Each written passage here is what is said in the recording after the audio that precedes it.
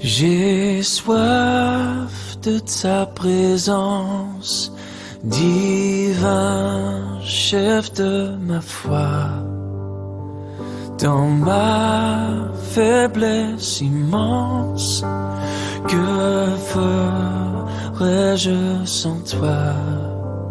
Chaque jour, à chaque heure, j'ai... Bonjour à tous, en tout cas à tous ceux que je n'ai pas encore salués.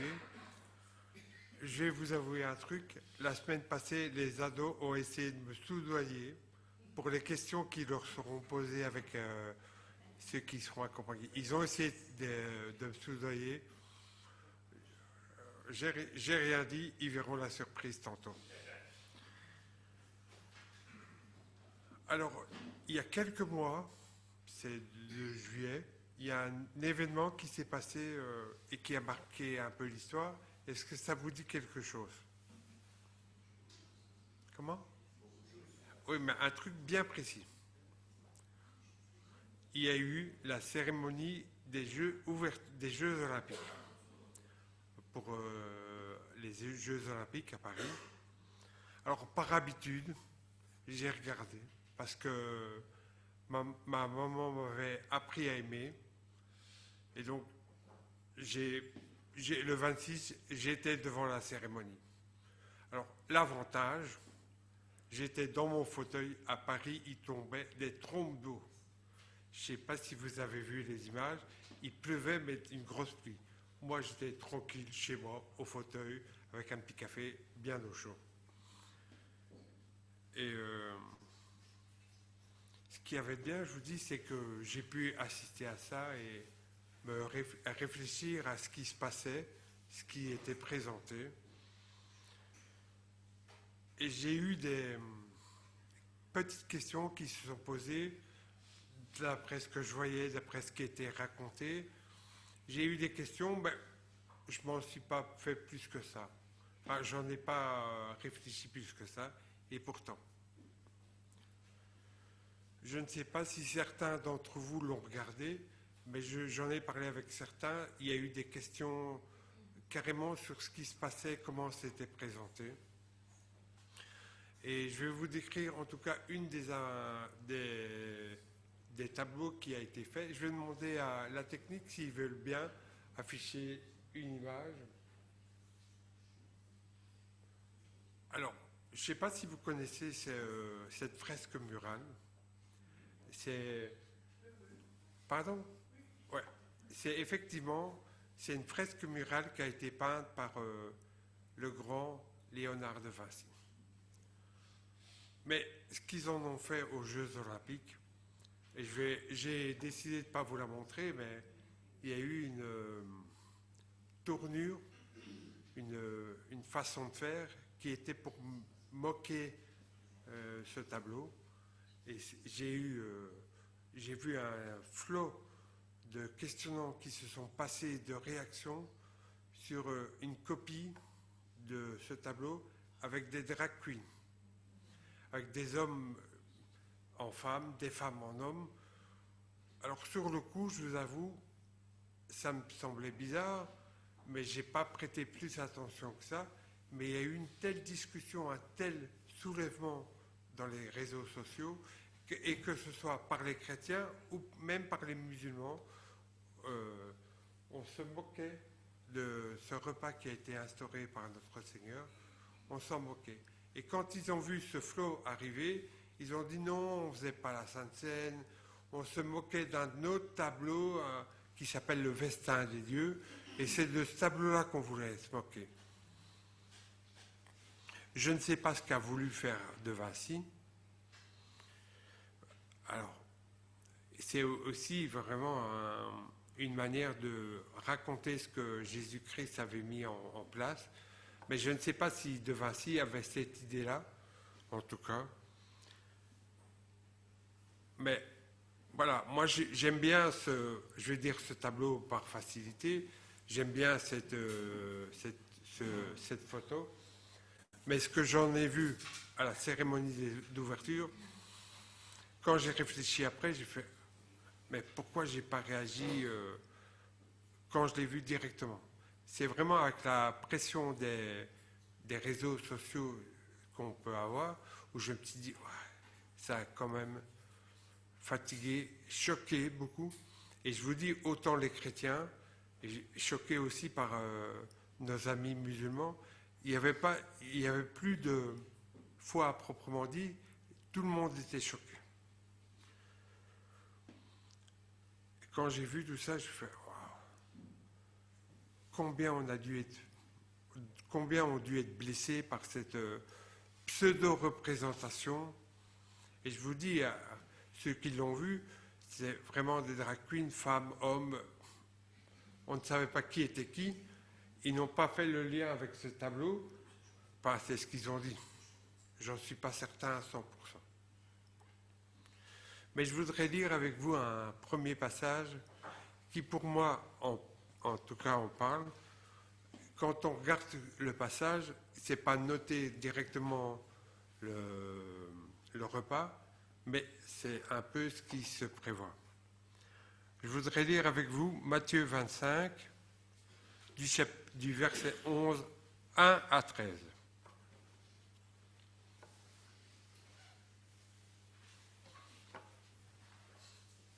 Alors le royaume des cieux sera semblable à 10 vierges qui, ayant pris leur lampe, allèrent à la rencontre de l'époux.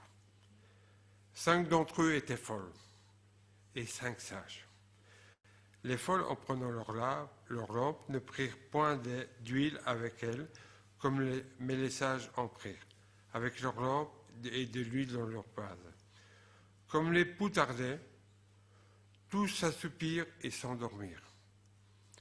Au milieu de la nuit, on cria « Voici l'époux, allez à sa rencontre !»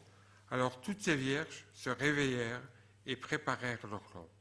Les folles dirent aux sages « Donnez-nous de votre huile, car nos lampes s'éteignent. » Les sages répondirent « Non, il n'y en aurait pas assez pour nous. Et pour vous, allez plutôt chez ceux qui en vendent et achetez-en pour vous. » Pendant qu'elles allèrent en acheter, l'époux arriva. Celles qui étaient prêtes entrèrent avec lui dans la salle des noces et la porte fut fermée. Plus tard, les autres vierges vinrent et dirent « Seigneur, Seigneur, ouvre-nous !» Mais il répondit « Je vous le dis en vérité, je ne vous connais pas. Veillez donc, puisque vous ne savez ni le jour ni l'heure. » Si vous ne connaissez pas bien ce passage, je vous invite à le relire posément chez vous. Ça veut dire beaucoup de choses quand on y passe. Quand on étudie un peu ce passage, ça nous parle du retour de Jésus, quelque part. Et quand j'ai relu ce passage en plus, je me suis posé 3 questions. Ce n'est pas pour vous, les ados, ça fait partie du message, mais 3 questions que je me suis posées. Et je vais dire à Luc 3, comme d'habitude, tu sais bien. Je me suis posé les questions suivantes. Quand ? Quand est-ce que ça se passera ? Que se passera-t-il ? Et une question qui est vraiment pour nous toutes, et là, réfléchissez-y, nos amis ados, que faut-il faire pour être prêt ? Attaquons la première question. Qui sait quand ça se passera ? Est-ce que vous avez une idée ? Il n'y a pas de mauvaise réponse.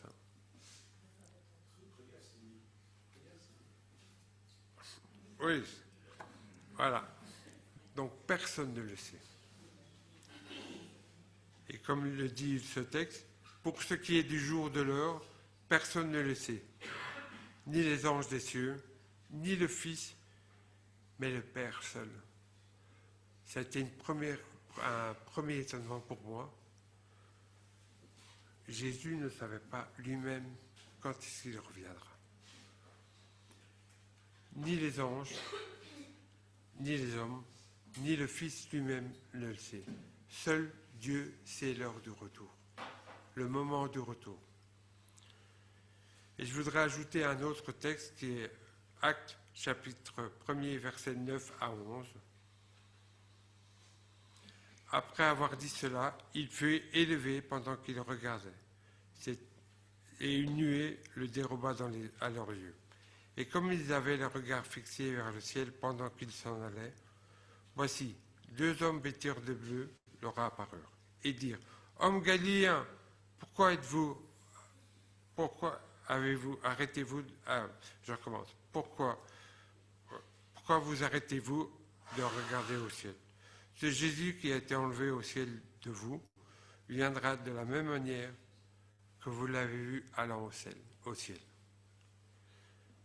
Quelle surprise pour moi. Parce que déjà, ils ne savaient pas quand Jésus revenait, lui-même non plus. Et pourtant, ils ont espéré le voir, le retour de Jésus. Quand on y pense, si on regarde plus ou moins l'historicité du texte, c'est un texte du début de l'ère de l'histoire de Jésus-Christ. Ils ont assisté à cet enlèvement et ils espéraient qu'il revenait. Est-ce que nous n'avons pas aussi cette espérance de dire il va revenir? Dieu n'est pas un menteur. Jésus n'est pas un menteur. Et je me suis amusé à regarder l'histoire du monde. Alors, on est en 2024, ça fait quand même beaucoup d'années à regarder, mais j'ai pris les grandes histoires. Depuis 2000 ans, on a eu cesse d'avoir des dates qui nous parlaient de la fin du monde, du retour de Jésus. J'en ai compté à peu près 150, en tout cas celles que j'ai pu relever. Il y a eu 150 faits dans l'histoire qui disaient « c'est la fin du monde, c'est la fin du monde ». Ils l'ont dit, mais on attend toujours. Je ne dis pas qu'il faut attendre la fin du monde, mais ils en parlent de tellement de manières différentes, dans tant d'épisodes.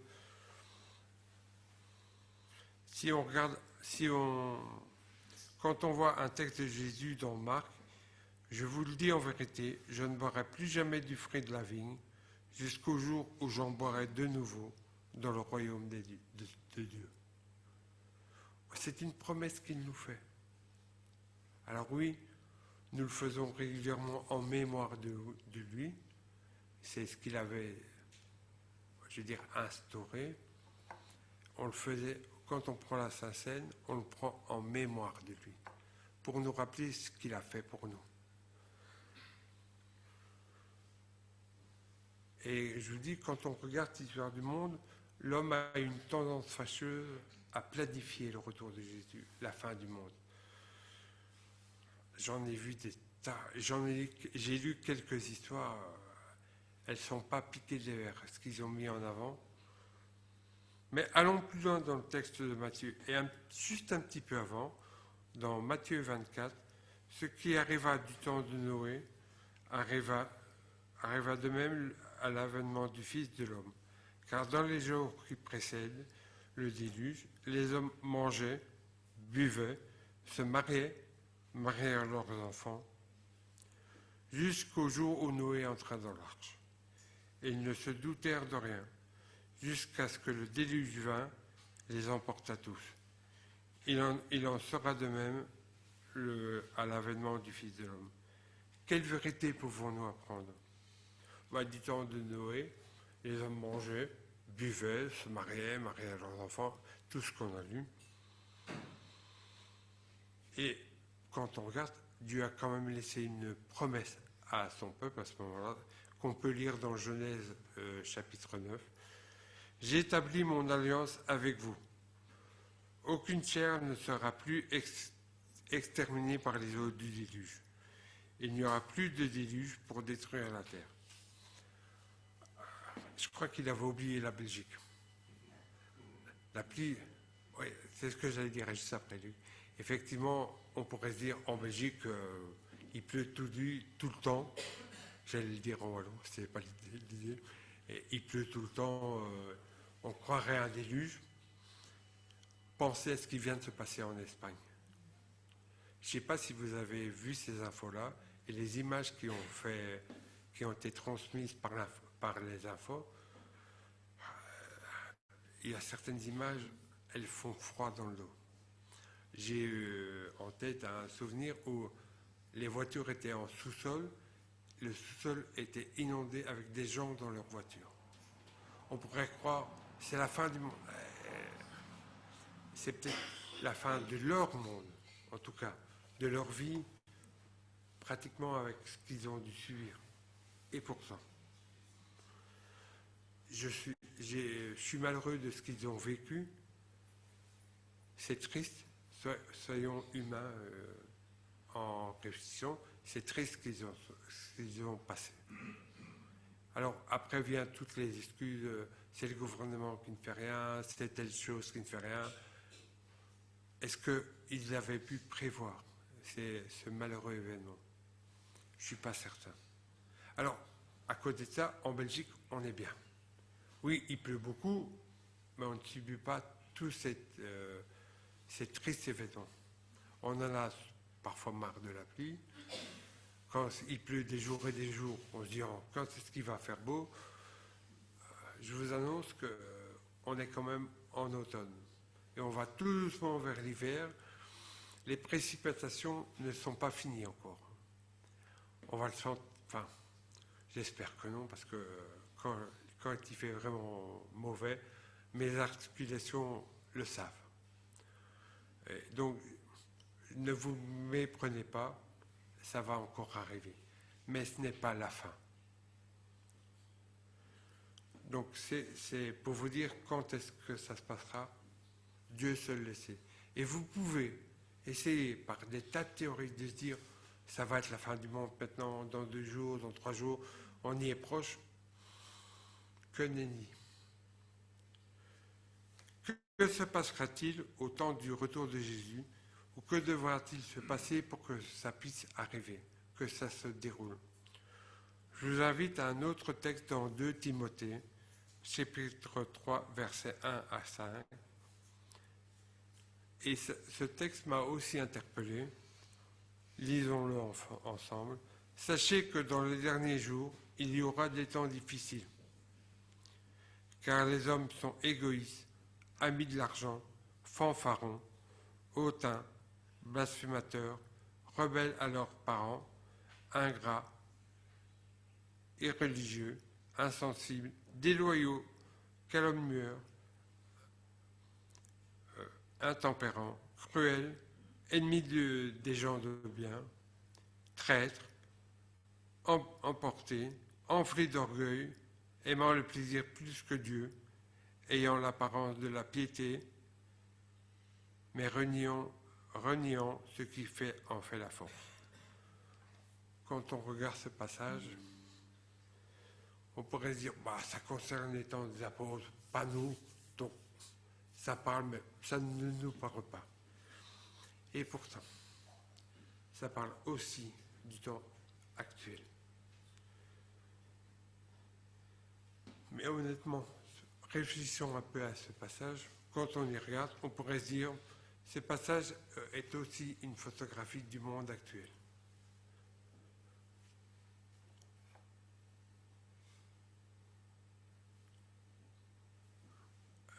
Alors que ce texte, on peut le dater aux alentours du 1er siècle, 66 à 65, on est quand même en 2024. Donc, arrondissons à 2000 ans après. Et pourtant, est-ce que vous avez déjà essayé d'ouvrir un journal ou regarder un journal télévisé? Est-ce que vous avez déjà eu l'impression que le journal dit « tout va bien ». Si vous avez vu le journal là, dites-le moi, parce que moi, même, j'ai arrêté de regarder les journaux. Ces jours-ci, j'ai un peu regardé effectivement les journaux télévisés. J'ai pas entendu une bonne nouvelle au niveau des journalistes. J'ai l'impression que ça va de pire en mal. Et faites le test, prenez le journal qui arrive à 13h et notez les choses qui sont bien. Est-ce que vous avez un monde relax, où tout va bien, où il n'y a pas de problème, les gens s'entendent bien, où tout se passe sans problème? Si vous voulez, on se téléphone et vous me dites de regarder ce journal-là, parce que là, si vous y arrivez, vous êtes très fort. Ou alors, les journalistes sont très forts. Et que ce soit au niveau des guerres, et je ne parle que de guerres, les guerres sont nombreuses. Et je ne parle que des guerres. Quand on pense aux guerres, je vous cite l'Ukraine, la Russie, Israël et la bande de Gaza, et je ne prends parti ni pour l'un ni pour l'autre. Mais quand on regarde ne fût-ce que ça, je peux aussi vous citer la Corée. La Corée, c'est pas rien non plus. Mais tous ces événements entre ces pays parlent de guerre, de massacres, de femmes, d'enfants. Et je ne cite que la partie guerre du verset que nous avons lu.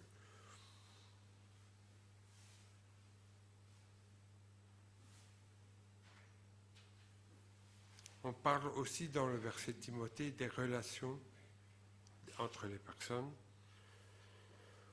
Prenons quelques exemples. Ennemis des gens de bien. J'ai l'impression que si vous vous considérez comme une personne de bien, vous serez critiqué, vous ne serez pas aimé à votre juste valeur. Blasphémateur. Ce que j'ai vu aux Jeux Olympiques, on est en plein dedans. Du blasphème. Alors oui, on pourrait dire, ce n'est qu'une peinture. Qu'est-ce qu'il y avait en dessous de la peinture et de quelle manière on s'est moqué de cette peinture?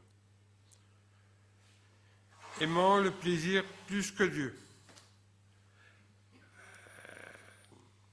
C'est quand même fort. On aime mieux tout confondu, c'est par en moi en se disant, moi je vais vivre à mon plaisir, Dieu ça viendra peut-être, et j'ai bien dit peut-être, comme les instituteurs font, souligner 3 fois, peut-être que je m'intéresserai à Dieu.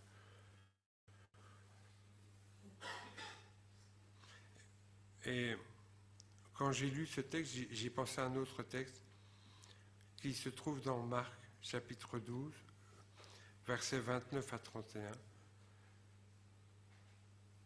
C'est aussi des commandements auxquels nous sommes appelés. Dans Marc, il nous dit, Jésus répondit, voici le premier, Israël le Seigneur notre Dieu. Écoute Israël le Seigneur notre Dieu, et l'unique Seigneur. Tu aimeras le Seigneur ton Dieu de tout ton cœur, de toute ton âme, de toute ta pensée et de toute ta force. Voici le second, tu aimeras ton prochain comme toi-même. Il n'y a pas d'autre commandement plus grand que celui-là. Alors, les 10 commandements parlent de 10 commandements. Jésus en cite 2. Tu aimeras le Seigneur ton Dieu de tout ton... Je vais résumer en disant tout ton corps, et tu aimeras ton prochain comme toi-même. J'espère que vous aimez quand même. Parce qu'on doit aimer notre prochain comme on s'aime soi-même.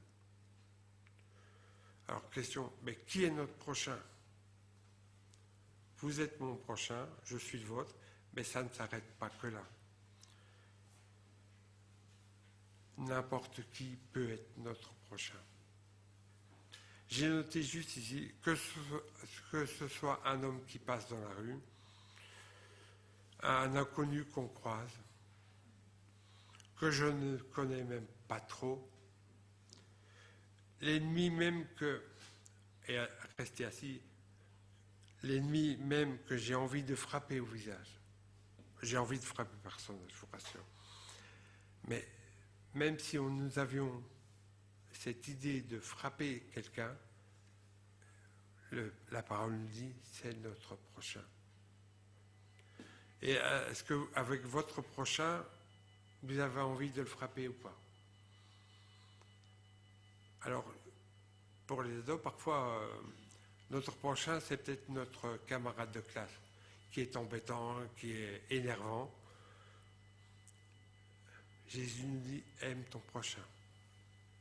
Et même si cette personne fait tout pour nous énerver et fait tout pour qu'on puisse le frapper, enfin qu'on se donne l'autorisation de le frapper, Dieu nous dit, Jésus nous dit, aime ton prochain comme toi-même.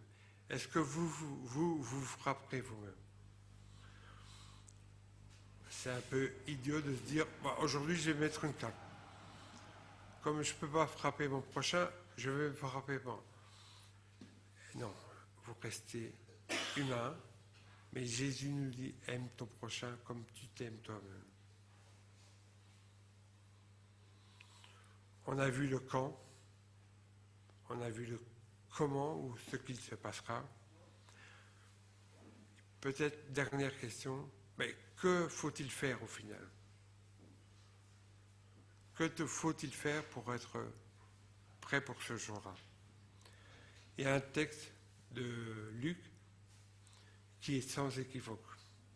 Luc 21 nous dit, veillez donc et priez en tout temps, afin que vous ayez la force d'échapper à toutes ces choses qui arriveront et de paraître debout devant le Fils de l'homme.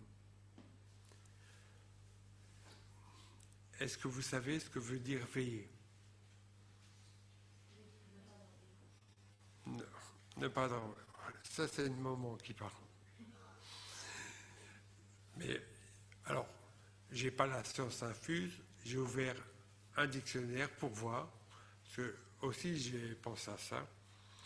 Le dictionnaire dit, mais ça approche que Fantine a dit, être en état d'éveil, mais il y a une deuxième partie qui fait faire preuve de vigilance. Alors, c'est pas juste ne pas dormir. Ne pas dormir, j'ai envie de dire, pour le moment, c'est ce que je fais, ou très peu. Mais c'est pas ça que ça veut dire. Il faut rester vigilant. Et comme je dis, je ne dis pas qu'il ne faut pas ne plus dormir, parce que humainement, si vous y arrivez, dites-le moi, ça m'intéresse. J'ai pensé aussi à l'Ecclésiaste, un lien avec l'Ancien Testament, qui nous dit il y a un temps pour tout. Alors oui, il y a un temps pour dormir, mais ce n'est pas parce que vous dormez pour vous reposer que vous ne restez pas vigilant à ce qu'il se passe.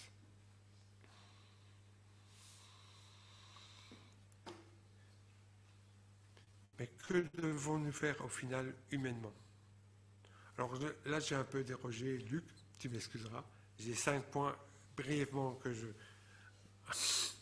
Oui, je sais, je me suis laissé inspirer, donc j'ai mis. Alors sachez-le, vous ne pouvez rien faire pour accélérer ce retour à Jésus. Vous ne pouvez rien faire. Alors, est-ce que vous allez faire quelque chose pour vous sauver? Je vous arrête tout de suite. Peine perdue. Faire des bonnes œuvres. On pourrait se dire, je vais faire des bonnes œuvres, avec ça, ça va me sauver. Il y a encore un texte biblique qui nous dit, je le traduis, qui dit peine perdue aussi. C'est le texte en Éphésiens qui nous dit, Éphésiens 2, en effet, c'est par la grâce que vous êtes sauvés. Il y a une chanson d'impact j'aime beaucoup, qui est Solo Gracia. Je ne sais pas si vous le connaissez, mais le texte veut dire seule la grâce. Éphésiens nous dit, en effet, c'est par la grâce que vous êtes sauvés, par le moyen de la foi. Et cela ne vient pas de vous. C'est le don de Dieu. Ce n'est pas par les œuvres non plus, afin que personne ne puisse se vanter. Vous ne pourrez jamais dire « je suis sauvé parce que je fais des bonnes œuvres ». Au final, qu'est-ce qu'une bonne œuvre? Est-ce que parce que je donne un peu à mendiant, c'est une bonne œuvre? Est-ce que j'aide ne fût-ce que mes frères et sœurs, c'est une bonne œuvre? Si vous faites des bonnes œuvres pour être sauvé, je suis malheureux de vous dire, peine perdue. En troisième point, il faut croire que Dieu est, et Jésus aussi, avant toute chose. Il faut le reconnaître, Dieu, Jésus, et reconnaître, je parle de ma feuille, et reconnaître que Jésus est notre Sauveur et Seigneur, avant toute chose. Alors vous pourriez me dire, ouais, mais qu'est-ce que c'est Sauveur et Seigneur? C'est théorique, c'est pas que de la théorie. Et heureusement, il est notre Sauveur. Juste ce premier point. Jésus est notre Sauveur. On entend par là que seul lui est capable de nous sauver. Et comment il le fait? Il l'a fait il y a déjà pas mal d'années. Il a donné sa vie sur la croix. Il est mort pour nos péchés. Alors, Romains 6, 23 nous condamne. Tout péché mérite la mort. Tous ont péché et méritent la mort. Si vous n'avez jamais péché, je me permets de mettre en doute, on arrive tous, à un moment donné à un autre, à pécher. C'est pas qu'on aime le faire, mais ça arrive qu'on le fasse. Et notre Sauveur a donné sa vie pour nous, pour chacun d'entre nous, pour les ados, pour les jeunes, les moins jeunes, les personnes âgées. Mais il faut reconnaître cela et l'accepter dans notre vie. Chacun d'entre nous doit le reconnaître. Nous sommes pécheurs, pleins de défauts, et Jésus met un voile, nous sauve, nous remet, comme un président gracie un condamné. Jésus nous a tous graciés par sa mort. Et ce n'est que le point sauveur, mais il est notre Seigneur. Alors, vous pourriez me dire, Dominique, qu'est-ce que tu entends par Seigneur? Il faut déjà se dire, oui, il nous a sauvés par ça, mais ça doit demander un réel changement de vie. Et avoir cette conviction et cette confiance, se dire nos péchés sont pardonnés. Comme si nos péchés étaient inscrits sur une feuille. Vous prenez cette feuille, vous la chiffonnez, vous l'achetez. Jésus a refait pour nous une feuille blanche. Au travers de Jésus-Christ, Dieu nous voit comme pardonnés.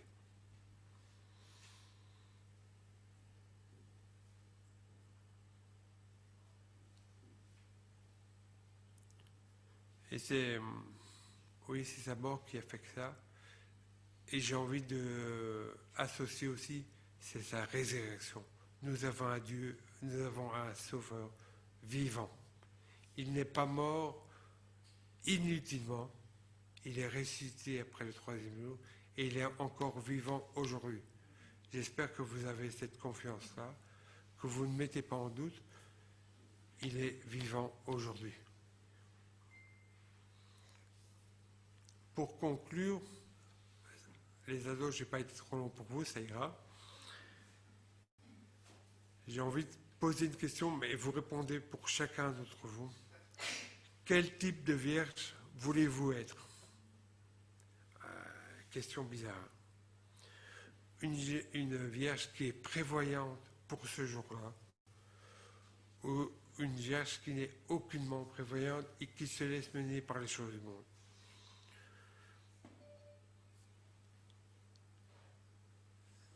Alors sachez que ce qui est prévu arrivera. Nous n'avons pas un Dieu menteur. Notre Seigneur Jésus n'est pas menteur dans la parole de Dieu. Ce qui est prévu arrivera un jour ou l'autre. Quand, je ne sais pas. Quand Dieu l'aura décidé. Mais que pouvons-nous faire pour ça?